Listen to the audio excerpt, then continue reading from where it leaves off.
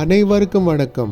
இப்போது நாம் 2025ஆம் ஆண்டுக்கான மகர ராசியின் பொது பலன்களை பற்றி தெரிந்து கொள்ளப் போகிறோம்.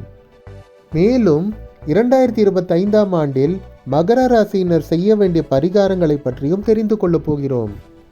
எனவே இந்த காணொளியை நீங்கள் முழுமையாக காணுங்கள். ஒருவேளை இந்த சேனலில் நீங்கள் இன்னும் சப்ஸ்கிரைப் செய்யாமல் இருந்தால் கீழே உள்ள சப்ஸ்கிரைப் பட்டனையும் அருகில் உள்ள பெல் பட்டனையும் அழுத்தி இந்த சேனலில் சப்ஸ்கிரைப் செய்து இணைந்து கொள்ளுங்கள். இந்த சேனல் உங்களுக்கு பயனுள்ளதாக இருக்கும். நோட்டிஃபிகேஷனுக்கான பெல் பட்டனை நீங்கள் அழுத்தினால்தான் வருங்காலத்தில் நான் வெளியிட போகும் காணொளிகளுக்கான நோட்டிஃபிகேஷன்கள் உடனுக்குடன் உங்களை வந்து சேரும்.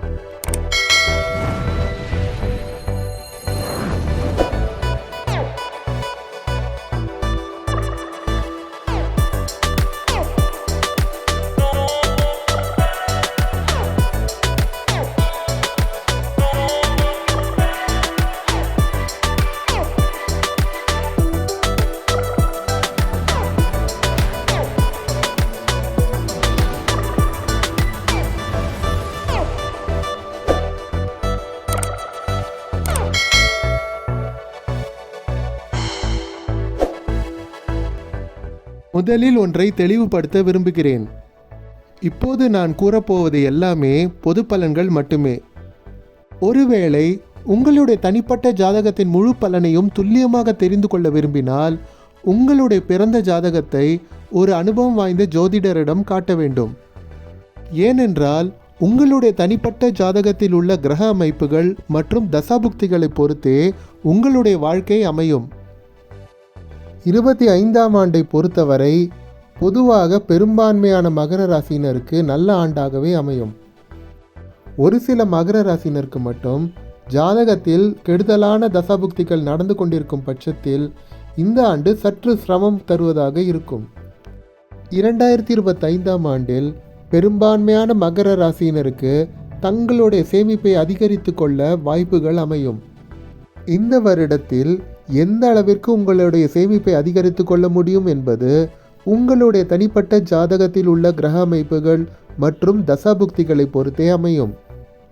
இரண்டாவதாக, பெரும்பான்மையான மகர ராசியினருக்கு தங்களுடைய அறிவையும் திறமையையும் இந்த வருடத்தில் வளர்த்து கொள்ள வாய்ப்புகள் அமையும். இப்போது இல்லாவிட்டாலும் பிற்காலத்தில் இந்த திறமைகள் நிச்சயம் உதவும்.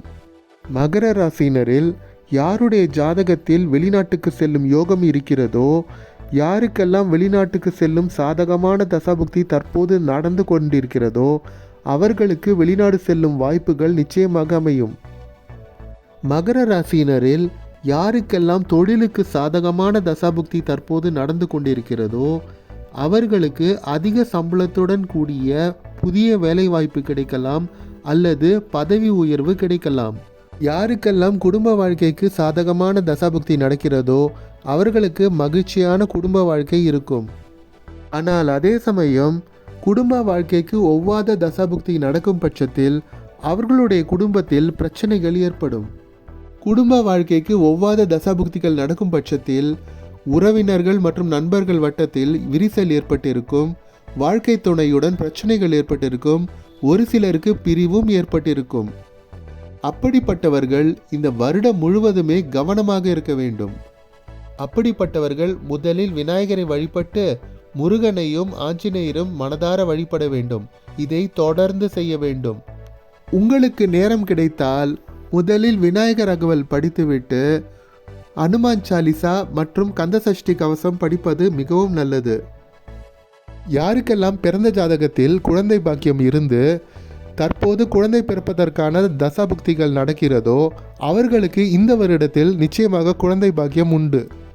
குறிப்பாக பிப்ரவரி, மார்ச், ஜூன், ஜூலை, அக்டோபர் மற்றும் நவம்பர் மாதங்களில் பிறந்தவர்களுக்கு அந்த வாய்ப்பு நிச்சயமாக அமையும். யாருக்கெல்லாம் கடுமையான தசாபுக்திகள் நடந்து கொண்டிருக்கிறதோ அவர்களுடைய பெற்றோர்களுக்கும் பிள்ளைகளுக்கும் உடல்நல பாதிப்புகள், ஆபத்துகள் ஏற்படலாம்.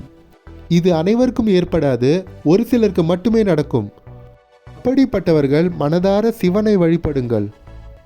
உங்களுக்கு நேரம் இருந்தால் முதலில் விநாயகரை வழிபட்டுவிட்டு மகாமிருத்யுஞ்சய மந்திரம் ஜபம் செய்வதும் மிகவும் நல்லது. மகாமிருத்யுஞ்சய மந்திரம் என்பது வேதத்தில் வரும் ஒரு சக்தி வாய்ந்த மந்திரம். இதை நீங்கள் அடிக்கடி வெறும் காதால் கேட்டாலே உங்கள் ஆயுள் அதிகரிக்கும். இதே மந்திரத்தை தான் மார்க்கண்டேயன் தொடர்ந்து ஜபம் செய்து வந்தார். இதன் பயனாக மார்க்கண்டேயன் 16 வயதில் இறந்திருக்க வேண்டிய நாளில் சிவபெருமானே நேரில் வந்து யமனை காலால் உதைத்து மார்க்கண்டேயனின் உயிரை காப்பாற்றினார். இந்த மகாமிருத்யுஞ்சய மந்திரத்தை தெரிந்து கொள்ள கீழே உள்ள டிஸ்கிரிப்ஷனில் உள்ள லிங்கை காணுங்கள். அப்படி ஒரு வேளை உங்களுக்கு நேரம் கிடைக்காவிட்டால் முதலில் விநாயகரை வழிபட்டுவிட்டு ராமநாமத்தையும் சிவனின் நமசிவாய என்ற 5 எழுத்து மந்திரத்தையும் தொடர்ந்து ஜபம் செய்யலாம். அத்துடன் முருகனின் சரஹணபவ என்ற 6 எழுத்து மந்திரத்தையும் ஜபம் செய்யலாம். ஒருவேளை உங்களுக்கு தானம் செய்வதற்கு வசதி இல்லாவிட்டால் நீங்கள் நோயாளிகளுக்கு மருத்துவ உதவி செய்யலாம், மருந்துகளை வாங்கி தரலாம். இப்படி செய்வதன் மூலம் வருங்காலத்தில் உங்களுக்கு வரவிருக்கும் நோய்களிலிருந்து நீங்கள் காப்பாற்றிக் கொள்ள முடியும். முடிந்தால் அன்னதானமும் செய்யலாம். ஒருவேளை உங்களுக்கு தானம் செய்ய வசதி இல்லாவிட்டால் நீங்கள் ஊனமுற்றவர்களுக்கோ வயதானவர்களுக்கோ நடப்பதற்கு உதவி செய்யலாம். இதுவரை கூறிய பரிகாரங்கள் மூலம் உங்களுடைய தொழிலுக்கு ஏற்படும் தடைகளையும் நீங்கள் விலக்கிக் கொள்ள முடியும்.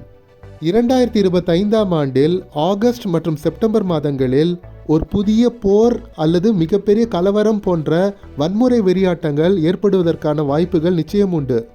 இதை கேட்டு உடனே நடுங்கிவிட வேண்டாம். ஒருவேளை உங்களுக்கு நல்ல தசாபுக்திகள் நடந்து கொண்டிருக்கும் பட்சத்தில் இதை பற்றி கவலைப்பட வேண்டாம். ஒருவேளை உங்களுக்கு தற்போது நடக்கும் தசாபுக்தி சரியாக இல்லை என்றால் உங்களுக்கு ஆபத்து ஏற்பட வாய்ப்பு உண்டு. யாருக்கெல்லாம் கெட்ட நேரம் நடக்கிறதோ அவர்கள் ஆகஸ்ட் மற்றும் செப்டம்பர் மாதங்களில் கவனமாக இருக்க வேண்டும். செய்திகளை உன்னிப்பாக கவனிக்க வேண்டும். புதிய ஒரு போர் அல்லது கலவரம் ஏற்படும் பட்சத்தில் அந்த இடத்தை விட்டு உடனே நழுவிவிட வேண்டும். ஒருவேளை உங்களுக்கு தொழிலில் பிரச்சனைகள் இருந்தால் அந்த தொழிலில் இருந்தபடியே உங்கள் திறமைகளை உடனடியாக வளர்த்து கொள்ளுங்கள். இது நிச்சயமாக உதவும். நான் மீண்டும் கூறுகிறேன், இதுவரை நான் கூறியது எல்லாமே பொது பலன்கள் மட்டுமே. ஒருவேளை உங்களுடைய தனிப்பட்ட ஜாதகத்தின் முழு பலனையும் துல்லியமாக தெரிந்து கொள்ள விரும்பினால் உங்களுடைய பிறந்த ஜாதகத்தை ஒரு அனுபவம் வாய்ந்த ஜோதிடரிடம் சென்று காட்டுங்கள். ஏனென்றால் உங்களுடைய தனிப்பட்ட ஜாதகத்தில் உள்ள கிரக அமைப்புகள் மற்றும் தசாபுக்திகளை பொறுத்தே உங்களுடைய வாழ்க்கை அமையும். உங்களுடைய கருத்துக்களை கீழே உள்ள கமெண்டில் கட்டாயம் பதிவிடுங்கள். இந்த காணொளி உங்களுக்கு பிடித்திருந்தால் கீழே உள்ள லைக் பட்டனை அழுத்துங்கள். நீங்கள் லைக் பட்டனை அழுத்தினால்தான் மேலும் பல பயனுள்ள தகவல்களை உங்களுடன் பகிர்வதற்கு எனக்கு இன்னும் ஊக்கமளிப்பதாக இருக்கும். ஒருவேளை இந்த சேனலில் நீங்கள் இன்னும் சப்ஸ்கிரைப் செய்யாமல் இருந்தால் கீழே உள்ள சப்ஸ்கிரைப் பட்டனையும் அருகில் உள்ள பெல் பட்டனையும் அழுத்தி இந்த சேனலில் சப்ஸ்கிரைப் செய்து இணைந்து கொள்ளுங்கள். இந்த சேனல் உங்களுக்கு பயனுள்ளதாக இருக்கும். நீங்கள் கீழே உள்ள நோட்டிஃபிகேஷனுக்கான பெல் பட்டனை அழுத்தினால்தான் வருங்காலத்தில் நான் வெளியிட போகும் காணொளிகளுக்கான நோட்டிஃபிகேஷன்கள் உடனுக்குடன் உங்களை வந்து சேரும்.